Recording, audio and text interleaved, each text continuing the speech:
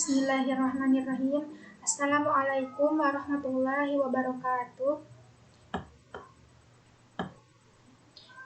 Bagaimana kabar semuanya? Mudah-mudahan kita semuanya dalam keadaan sehat walafiat. Amin. Sebelumnya, mari kita berdoa terlebih dahulu agar pembelajaran hari ini dimudahkan oleh Allah Subhanahu wa taala. Bismillahirrahmanirrahim. Rabbi zidni ilman warzuqni fahman. Shadaqallahul azim.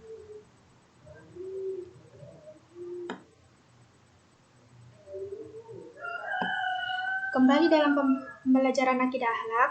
Saat ini kita belajar bersama mengenai pentingnya taubat.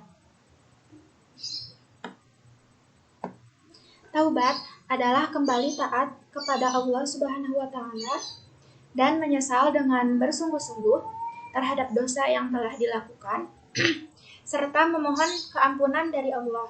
Setiap individu dianjurkan bertaubat untuk menyucikan diri dari dosa besar maupun dosa kecil yang dilakukan dengan sengaja maupun tidak, dan bertaubat itu hukumnya adalah wajib.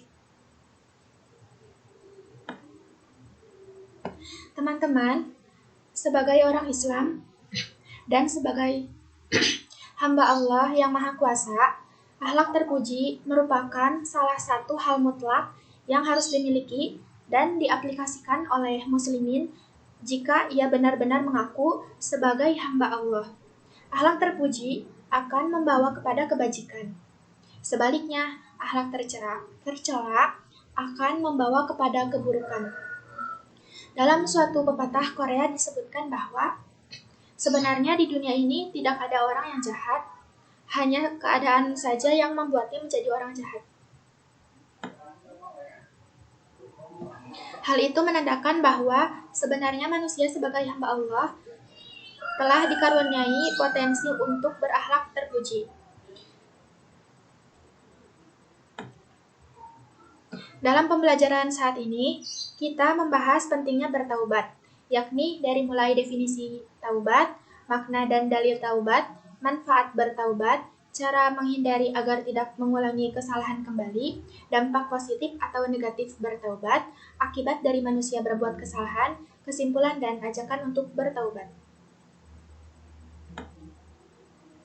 Kompetensi dasar pada pembelajaran ini adalah 1.3 menghayati pentingnya taubat sebagai pondasi perjalanan rohani yang harus dilakukan oleh setiap muslim.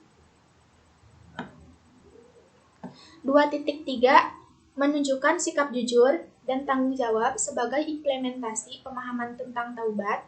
3.3 menganalisis hakikat, syarat-syarat dan kedudukan taubat sebagai perjalanan sebagai pondasi perjalanan rohani. 4.3 menyajikan hasil analisa tentang hakikat, syarat-syarat, dan kedudukan taubat sebagai perjalanan rohani. Merujuk pada kompetensi dasar tersebut, tujuan pembelajaran pada pembelajaran ini ialah peserta didik dapat: pertama, menghayati pentingnya taubat sebagai pondasi perjalanan rohani yang harus dilakukan oleh setiap muslim. Kedua, menunjukkan sikap jujur dan tanggung jawab sebagai implementasi pemahaman tentang taubat. Ketiga, menganalisis hakikat, syarat-syarat, dan kedudukan taubat sebagai pondasi perjalanan rohani. Yang keempat, mempresentasikan hasil analisa tentang hakikat, syarat-syarat, dan kedudukan taubat sebagai perjalanan rohani.